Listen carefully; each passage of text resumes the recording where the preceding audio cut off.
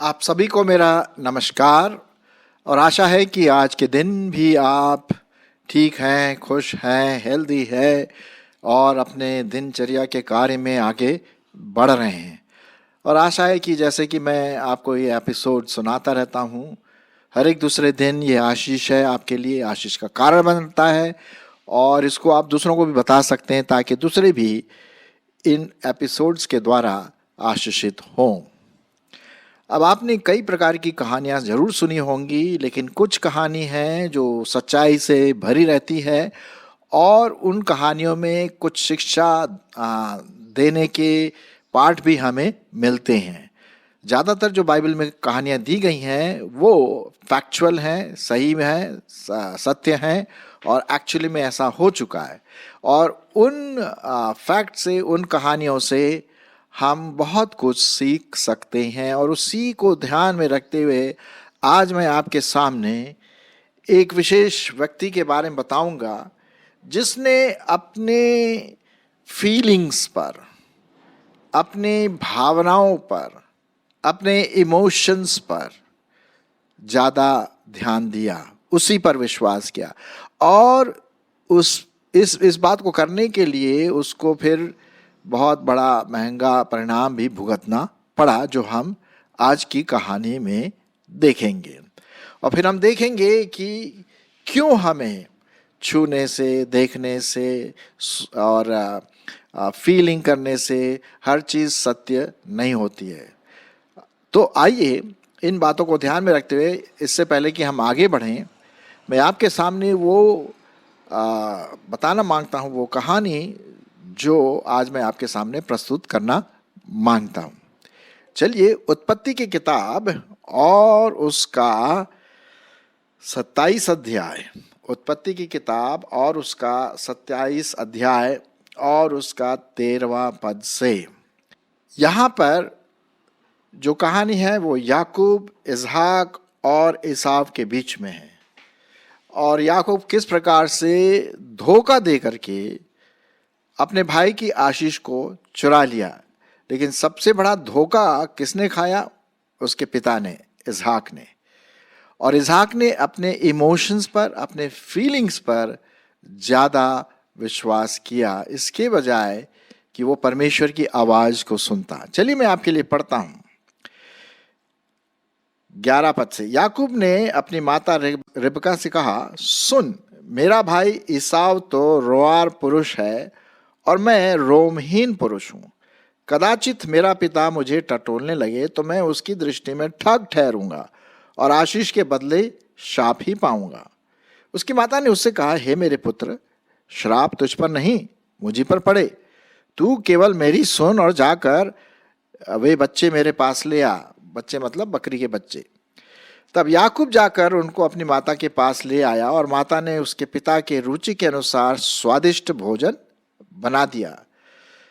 तब रेबका ने अपने पहलौठे पुत्र ईसाव के सुंदर वस्त्र जो उसके पास घर में थे लेकर अपने छोटे पुत्र याकूब को पहना दिया और बकरियों के बच्चों के खालों को उसके हाथों में और उसके चिकने गले में लपेट दिया और वह स्वादिष्ट भोजन और अपनी बनाई हुई रोटी भी अपने पुत्र याकूब के हाथ में दे दी। तब अपने पिता के पास गया और कहा, हे मेरे पिता। उसने कहा, क्या बात है? हे मेरे पुत्र, तू कौन है? याकूब ने अपने पिता से कहा, मैं तेरा जेठा पुत्र ईसाव। मैंने तेरी आज्ञा के अनुसार किया है, इसलिए उठ और बैठकर मेरे अहेर के मांस में से खा कि तू जी भर से मुझे आशीष दे गए। इसहाक ने अपने पुत्र से कहा, हे मेरे पुत्र, क्या कारण है कि वह तुझे इतनी जल्दी मिल गया? उसने यह उत्तर दिया, तेरे परमेश्वर यहोवा ने उसको मेरे सामने कर दिया था। फिर इसहाक ने याकूब से कहा, हे मेरे पुत्र, निकट आ, मैं तुझे टटोल कर जानूं कि तू सचमुच में मेरा पुत्र ईसाव है या नहीं। तब याकूब अपने पिता के इसहाक के पास गया और उसने उसको टटोल कर कहा, बोल तो याकूब सा है, पर हाथ ईसाव ही कैसे जान पड़ते हैं। और उसने उसको नहीं पहचाना, क्योंकि उसके हाथ उसके भाई के से रोआर से थे। अतः उसको उसने आशीष दिया और उसने पूछा, क्या तू सचमुच मेरा पुत्र ईसाव है? उसने कहा, हाँ मैं हूं। तब उसने कहा, भोजन को मेरे निकट ले आ कि मैं अपने पुत्र के अहेर के मांस में से खाकर तुझे जी से आशीर्वाद दूं।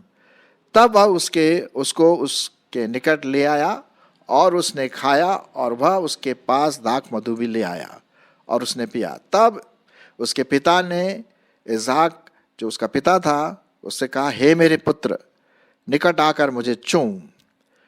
उसने निकट आकर उसे चुमा, और उसने वस्त्रों का सुगंध पाकर उसको वह आशीर्वाद दिया। देख, मेरे पुत्र के जो सुगंध जो ऐसे खेत की सी है, जिस पर यहोवा ने आशीष दी हो। परमेश्वर तुझे आकाश से ओस और भूमि के उत्तम से उत्तम उपज और बहुत सा अनाज और नया दाख मधु दे। राज्य राज्य के लोग तेरे अधीन हो और देश देश के लोग तुझे धनवत करें, और तू अपने भाइयों का स्वामी हो, और तेरी माता के पुत्र तुझे धनवत करे। जो तुझे श्राप दे वह आप ही श्रापित हो, और जो तुझे आशीर्वाद दें वे भी आशीर्वाद हों। और उसके बाद जब हम देखते हैं याकूब निकल गया आशीष के बाद, तो फिर ईसाव आया, और स्वाभाविक है यहाँ पर इसहाक को पता पड़ा कि उसके साथ धोखा हुआ है, लेकिन अब धोखा हो चुका था, आशीष दे चुकी थी।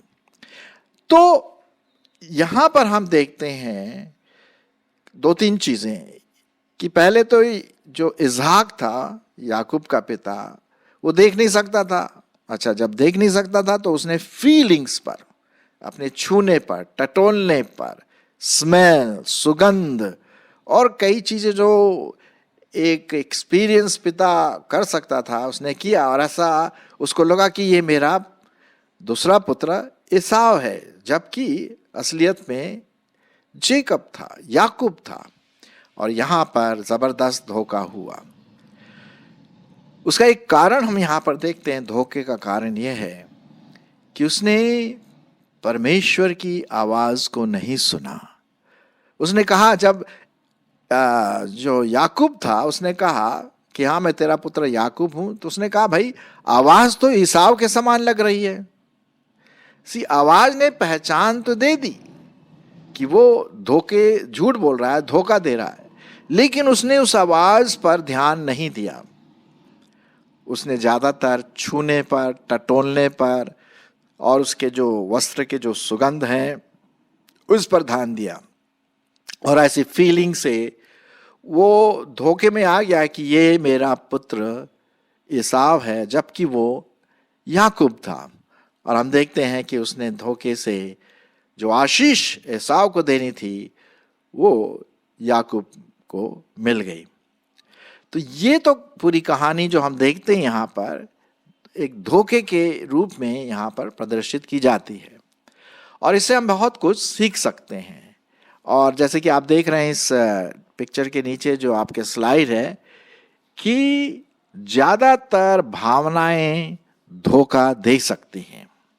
कभी कभी क्या होता है, मैं आपको बताऊं, आजकल के ज़माने में इसी कहानी को ध्यान में रखते हुए कि कभी कभी हम अपने इमोशंस में आकर के, अपनी भावनाओं में आकर के हम कुछ डिसीजन ले लेते हैं, और वो डिसीजन ज़्यादातर गलत हो सकती हैं, क्योंकि भावनाओं को हम विश्वास नहीं कर सकते। जी हाँ, भावनाओं के ऊपर हम विश्वास नहीं कर सकते। अच्छा, जैसे कि यहाँ पर जो मेरा टाइटल है आज का कि भावना और सुनने का सत्यापन।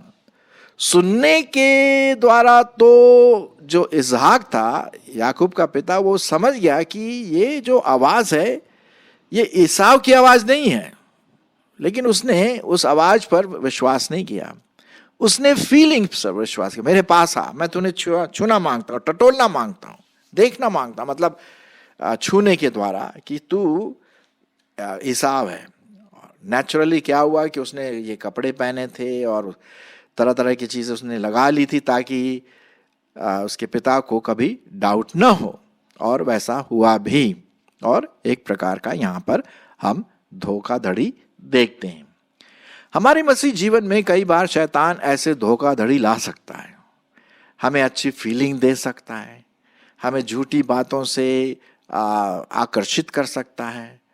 अब जैसे कि आप देखते हैं आजकल किस प्रकार का धोखाधड़ी चलता है, जैसे कि अरे फ्री फ्री, ये ले लो वो ले लो, अगर आप एक खरीदेंगे तो आपको दो मिलेगा, ये पैकेज है, इस पैकेज को ले लीजिए तो आपको फ़ायदा ही फ़ायदा, या ये खरीदो तो ये आपको फ्री में मिलेगा। आप देखिए कमर्शियल में टीवी में आता है भाई कि ये जो तेल लगाएंगे तो आपका शरीर बिल्कुल बच्चे सा हो जाएगा, या ये टूथपेस्ट इस्तेमाल करेंगे, या ये साबुन इस्तेमाल करेंगे, तो मतलब क्या है ये सिर्फ पैसा कमाने की एक तरकीब है। ऐसे ही धोखा शैतान भी देता है ना।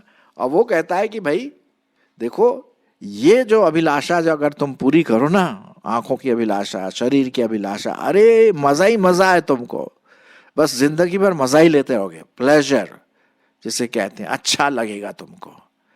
अरे भाई सब लोग करते हैं, तुम क्यों नहीं करना मांगते? इस प्रकार की जो धोखेधड़ी की भाषा, फील तो करो, अरे फील करो भाई, देखो कितने खुशी तुम्हें मिलती है, ड्रग तो लो, ऐसा तुमको फील होगा कि तुम आसमान में उड़ रहे, जरा इसको पियो ना, ये शराब को पियो, मजा आ जाएगा।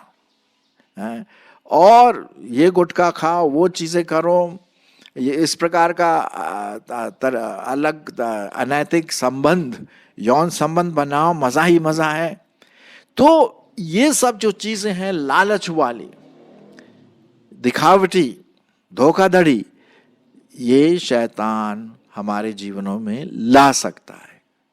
अब जैसे कि इसाक को धोखा हुआ, वो सोचा कि मैं ईसाव को आशीष दे रहा हूं, असलियत में वो याकूब था, और याकूब ने ऐसा अपना बनावटी वो कर लिया था कि इसाक को ऐसा लगा कि हाँ भाई ये सही लड़का है जिसको मैं आशीष देना मांगता हूं। बाद में पता पड़ा रे मैंने तो गलत व्यक्ति को आशीष दिया। उसी प्रकार से यदि हम फंदे में फंस जाते हैं शैतान के, तब तो समस्या आ जाती है।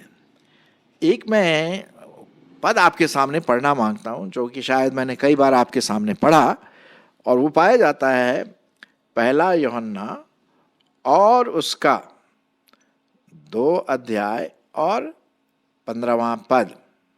पहला यूहन्ना 2 अध्याय और 15वां पद और 16वां पद। तुम न तो संसार से और न संसार की वस्तुओं से प्रेम रखो। यदि कोई संसार से प्रेम रखता है तो उसमें पिता का प्रेम नहीं है, क्योंकि जो कुछ संसार में है, अर्थात शरीर की अभिलाषा और आंखों की अभिलाषा और जीविका का घमंड, वो पिता की ओर से नहीं है, परंतु संसार ही की ओर से है। संसार और उसकी अभिलाषाएं दोनों मिटते जाते हैं, पर जो परमेश्वर की इच्छा पर चलता है वह सर्वदा बना रहेगा। तो यहां पर हम देखते हैं कि किस प्रकार शैतान हमें धोखे में डालना मांगता है, फंदे में लाना मांगता है। जिस प्रकार से याकूब ने अपने पिता को धोखे में डाला, जिस प्रकार इसहाक को धोखा हुआ, हमें भी धोखा हो सकता है, आपको भी धोखा हो सकता है। सामने सामने तो बहुत अच्छा दिखता है, फीलिंग बड़ी अच्छी आ रही है, अरे यार, और एक बार अगर उसमें एडिक्ट हो गए, लिप्त हो गए, तो फिर तो मुश्किल हो जाता है ना। शरीर की अभिलाषाओं से, आंखों की अभिलाषाओं में घमंड, तो ये जो चीजें हमारे जीवनों में आती हैं, इस पर से हमें अपने विश्वास को उठाना है और परमेश्वर के वचन पर ध्यान देना। अब देखिए, यदि इसहाक जो था, जो याकूब ने जब बोला कि मैं तेरा बेटा ईसाव हूं, तो उसकी आवाज से उसको डाउट लगा कि यार ये ईसाव की आवाज तो नहीं लग रही है, आवाज से तो कोई और लग रहा है, ईसाव नहीं लग रहा। लेकिन उसने उसको नकार करके फीलिंग पर ज्यादा अनुभव कर लिया, जैसा मैंने अभी आपके सामने पढ़ा, और वो गलत डिसीजन ले लिया, गलत निश्चय कर लिया। मेरे प्रियो, हमें परमेश्वर के वचन पर विश्वास करना है, उसकी आवाज को सुनना है, उसके वचन को सुनना है। हो सकता है कभी कभी हमें वो फीलिंग ना आए,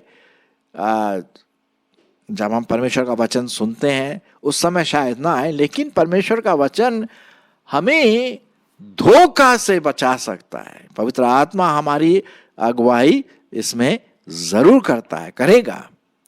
मेरे जीवन में, आपके जीवन में जरूर आप इस बात की गवाही दे सकते हैं। अब इसीलिए बहुत जरूरी है कि हमारा विश्वास परमेश्वर के वचन पर आधारित होना है। जो वचन उसका कहता है उसकी आवाज को सुनना है। परमेश्वर की आवाज जब हम पढ़ते हैं और सुनते हैं तो हमारा विश्वास क्या होता है, बढ़ता जाता है। मैं आपके लिए पढ़ूंगा रोमियो उसका 10 अध्याय और 17 पद।